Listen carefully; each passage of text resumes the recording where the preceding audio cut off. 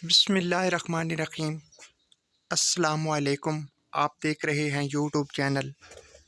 उम्मीद करते हैं आप लोग भी इंशाअल्लाह खैरियत से होंगे। जैसा कि आप जानते हैं, पंजाब में दोबारा हुकूमत इमरान खान और उसके इत्तेहादी काफ लीग के परवेज़ इलाही वज़ीर आला पंजाब मुंतखब हो चुके हैं। इमरान खान ने पंजाब को बड़ा सरप्राइज़ दे दिया। वज़ीर आला पंजाब परवेज़ इलाही को इमरान खान ने पहला हुक्म ये दे दिया कि पंजाब के अंदर एहसास प्रोग्राम बहाल किया जाए। एहसास प्रोग्राम की चेयरपर्सन सानिया निश्तर थी। नंबर 2, दूसरा काम सेहत कार्ड का इजरा किया जाए ताकि गरीब लोग अपना इलाज मुफ्त में करा सकें। सेहत कार्ड के तहत फ़ी ख़ानदान 10 लाख तक का इलाज करा सकते हैं।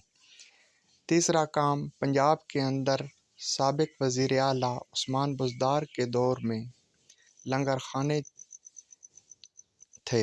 उन लंगर खानों को दोबारा परवेज़ इलाही ने भी को हुक्म दिया कि वो खोल दें।